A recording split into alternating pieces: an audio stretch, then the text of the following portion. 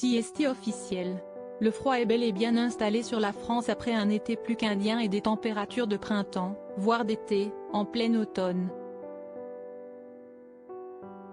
Forcément, personne n'était prêt à faire face aux chiffres négatifs qui défilent désormais sur toutes les cartes météo du pays et ça fait des dégâts.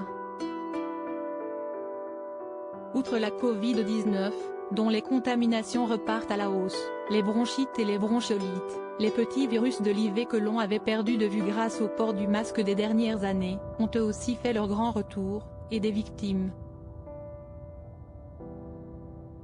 En démarrant C'est à vous ce lundi 12 décembre, Anne-Elisabeth Lemoine a dû faire sans l'un de ses chroniqueurs emblématiques.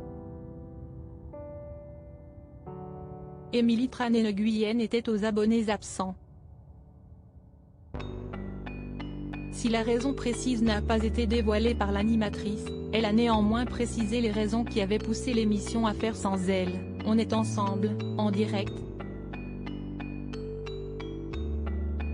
En l'absence d'Émilie Tranès-Nguyen qui est souffrante.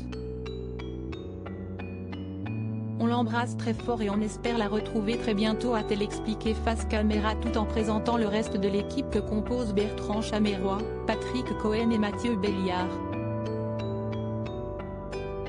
Les aléas de la télévision. Les animateurs et chroniqueurs ne sont jamais à l'abri d'un petit pépin de santé les empêchant d'assurer les missions qui leur ont été confiées.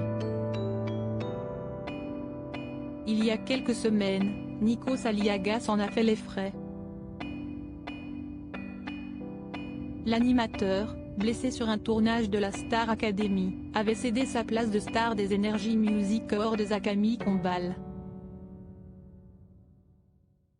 À savoir qu'Anne-Elisabeth Lemoine peut-elle aussi contracter un virus l'empêchant d'assurer l'animation de son programme sur France 5. Si est-il d'ailleurs déjà arrivé. Si Babette, comme elle est surnommée dans le milieu, doit s'absenter pour des raisons de santé ou d'autres obligations professionnelles, elle peut compter sur son joker. Ce dernier n'est autre qu'Ali Badou, ancienne star de Canal+ où il animait le Grand Journal.